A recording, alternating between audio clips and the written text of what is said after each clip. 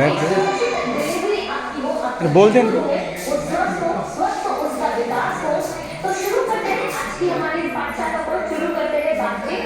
तो आप जानते ही हैं कि एक बीच में बैठ जाओ। और भोजन में सबसे छोटी बात, वो कितने बच्चों को प्रोटीन की हम बात कर रहे हैं, प्रोटीन एक वयस्क के लिए भी आवश्यक है, एक बालक के लिए भी आवश्यक है। तो ऐसे में जब आप गर्भवती हैं तो प्रोटीन और भी आवश्यक हो जाता है, क्योंकि ये आपके विकास को भी सुनिश्चित करेगा और आपके शिशु के विकास को भी सुनिश्चित करेगा।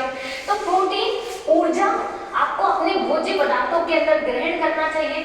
अब प्रोटीन ग्रहण तो करना चाहिए, बात समझ में आ गई। तो प्रोटीन कहाँ से मिलेगा, ऊर्जा कहाँ से मिलेगी, ऐसे कौन सा भोजन है जिसमें प्रोटीन की प्रचुर मात्रा होती है, ऊर्जा की प्रचुर मात्रा होती है। और अगर हम प्रोटीन ग्रहण भी कर लें तो उसके फायदे क्या क्या हैं। तो देखिए, प्रोटीन जो होता है वो आपके जो कुल ऊर्जा है ना, उसका 25% से कम भाग आप अकेले प्रोटीन से पूरा कर लेते हैं।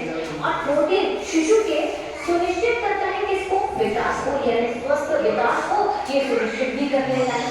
साथ में गर्भावस्था के दौरान ऊर्जा और प्रोटीन का संतुलन होना बहुत आवश्यक है शरीर में।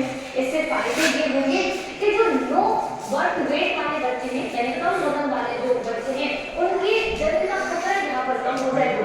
माँ तो स्वस्थ होगी होगी, पर अगर माँ स्वस्थ है तो उसके अंदर जो शिशु है ये उसके भी विकास को सुनिश्चित कर लेगा।